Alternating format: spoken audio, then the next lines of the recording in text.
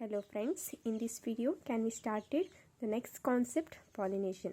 Pollination means transfer of pollen grains from the anther to the stigma of a pistil or gynoecium is called pollination. See here, this is the anther which consists of pollen grains, then that will be transferred to the stigma of the pistil.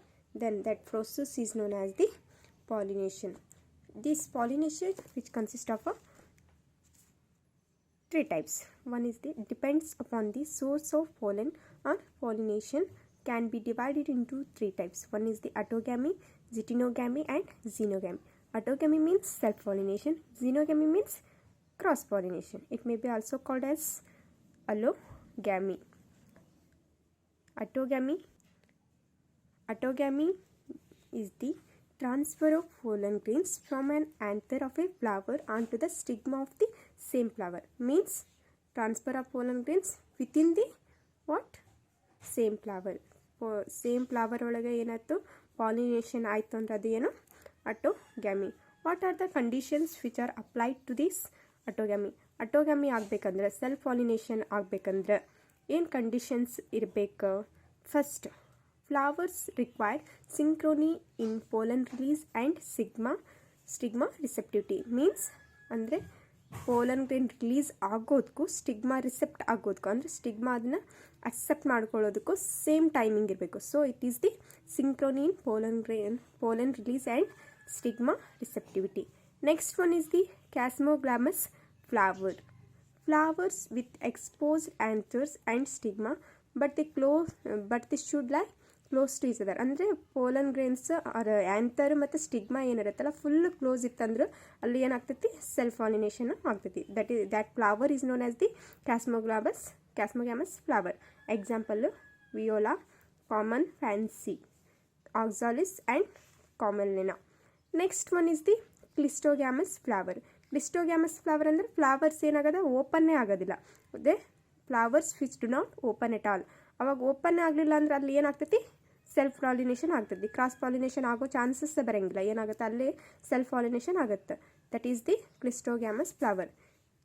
This for example for this Viola, the common pansy, Oxalis and the Commelina. These are the examples for what these are the conditions for the autogamy.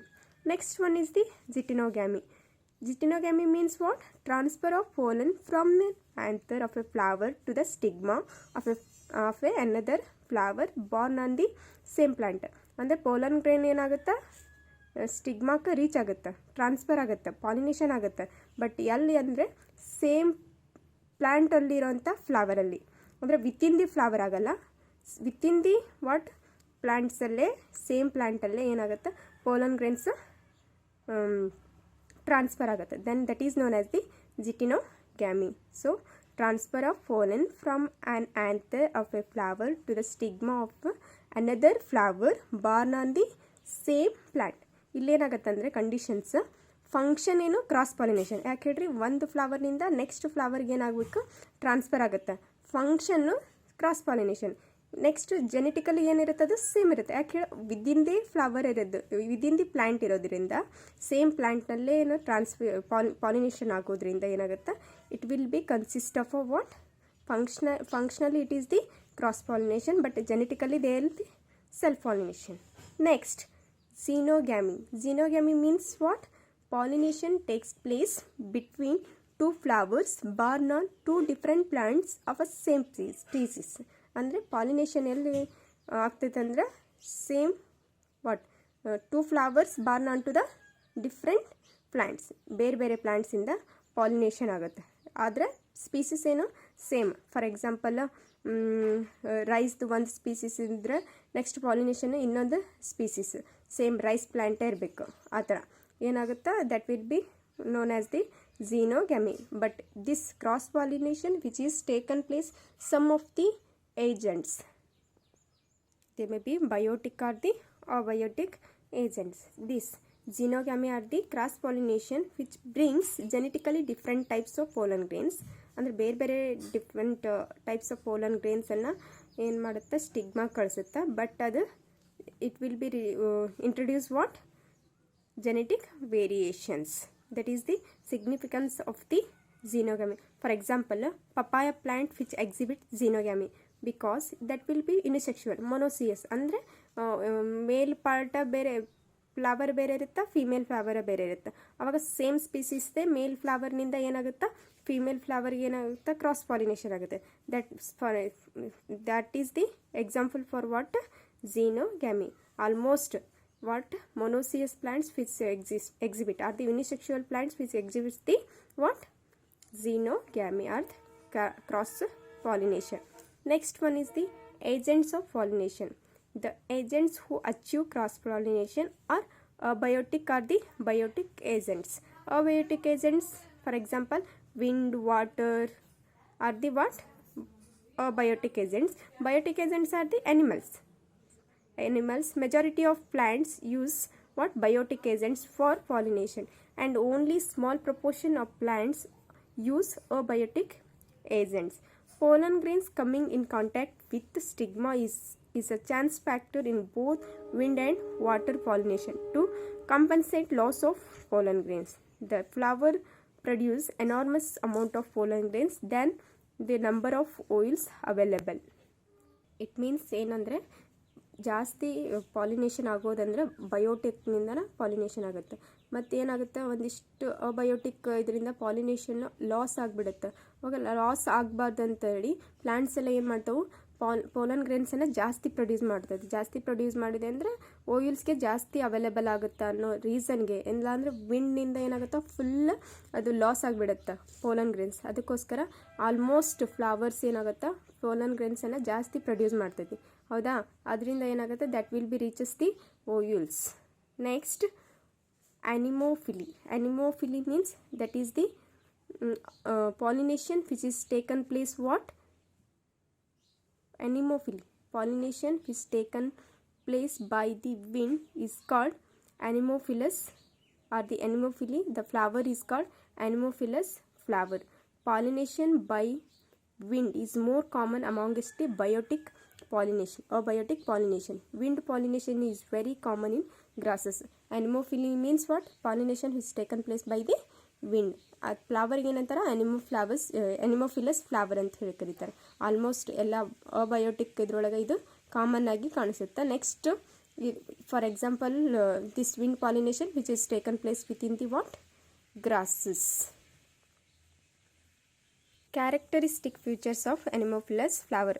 ಅನಿಮೋಫಿಲಸ್ flower ಅಂದರೆ anemophily ಆಗಬೇಕಂದ್ರೆ ಯಾವ ಥರ characters ಇರಬೇಕು ಫ್ಲವರ್ದು ಅಂಥೇಳಿ. First, wind pollination requires that pollen grains are light in weight. Pollen grains light weight ಆಗಿ ಇರಬೇಕು. ಹಾಗಂದ್ರೆ ಈಸಿಲಿ ಅವು ಏನಾಗುತ್ತೆ ಟ್ರಾನ್ಸ್ಪೋರ್ಟ್ ಆಗುತ್ತೆ. Next, the flowers must be produce large number of pollen grains. Loss ಆಗಬಾರ್ದು ಅಂತಂದರೆ flowers which consist of more number of what pollen grains. ಅದರಿಂದ ಏನಾಗುತ್ತೆ ಆಲ್ಮೋಸ್ಟ್ ಏನಾಗುತ್ತೆ ಪಾಲಿನೇಷನ್ ಆಗೋವಂಥದ್ದು ವಿಂಡ್ ಪಾಲಿನೇಷನ್ ಆಗುವಂಥ flowers which consist of what more pollen grains. This should B non stick ಇರೋ ಅಂದರೆ stick ಆಗಿ ಇರಬಾರ್ದು ಸ್ಟಿಗ್ಮಾ ಜೊತೆ. ಅದು ಫುಲ್ ಈಸಿಲಿ ಟ್ರಾನ್ಸ್ಪೋರ್ಟ್ ಆಗ್ತಾ ಇರಬೇಕು, ಪೌಡ್ರಿ ಟೈಪ್ ಇರಬೇಕು. So they should be what non sticky and powdery so that can be transported easily by wind currents. They often possesses well exposed stamens.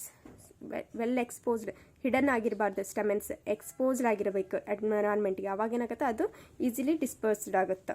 Next, flowers must have feathery stigma. Feathery type stigma ಇರಬೇಕು. So easily trap to the air borne pollen grains.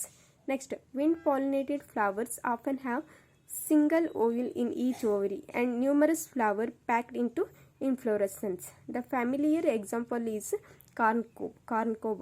The tassels we see are the stigma and the style which wave in the wind to trap pollen grains. ಕಾರ್ನ್ಕೋಬ್ ಒಳಗೆ ನೋಡಿ ಗೊತ್ತಾಗ್ತೈತೆ tassels ಮೇಲಿರುತ್ತೆ ಸ್ಟಿಗ್ಮಲ್ಲಿ. Next style ಅಲ್ಲಿ ವಿಂಡ್ನಿಂದ ಏನಾಗುತ್ತೆ trap ಆಗುತ್ತೆ pollen grains. That is the example for the wind pollination. So next one is the hydropily. Hydropily means what? Pollination which is taken place by the what? Water. Then it is known as the hydropily. Then flower is called the hydrophilous flower.